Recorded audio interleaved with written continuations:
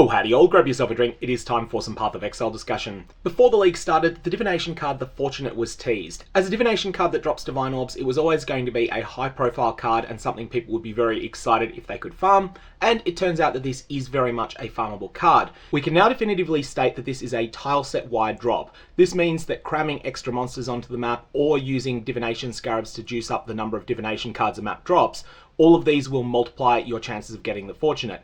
This was not the case with the divination card Divine Beauty, nor is it the case with the divination card the Sephiroth. Both of those provide divine orbs, but both only come from map bosses and those can't be juiced in the same ways. It also appears based on preliminary analysis, and we are only one day into the league, so this might get refined a bit later, that this divination card is comparable in rarity to what I had thought pre-league. Now, a lot of people thought that I was being wildly optimistic, but someone in Standard cracked 25,000 stacked decks and found 47 copies of this card. 47 might not seem like a lot, but it's pretty solidly in line with predictions that this card would be 2.5 to 3 times rarer than divination cards like the Porcupine, and about 6 to 8 times rarer than divination cards like the Chains That Bind.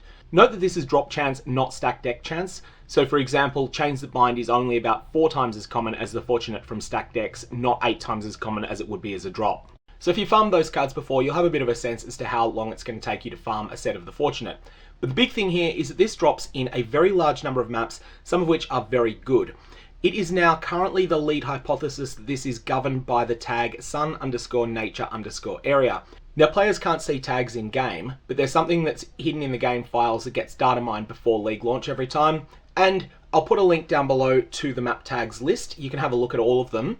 But sun_nature_area is beach map, desert map, Arid Lake map, Marshes map, Leyline map, Peninsula map, burial chambers, canyon, Sulphur Vents, ancient city, fields, jungle valley, atoll, crater, dunes, shore, tropical island, mineral pool, plateau, estuary, orchid, Mesa, Caldera, terrace, desert spring, and dry sea maps.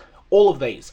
Of these, since the patch went live, between people playing in League and people playing in Standard, every single one of these has been verified except burial chambers and desert map.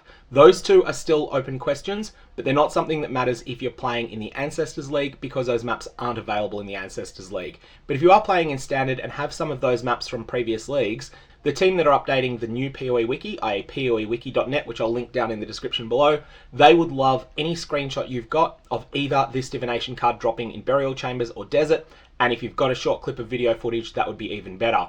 But they have confirmed every single other map on this list. Now I'm sure some of you are probably thinking, I'm a Legion enjoyer, Dunes is my favourite map already. Well, that's an extra bonus for you, because every time you're running the Dunes and you get a little bit fortunate, you might get 1/6 of a Divine Orb as well.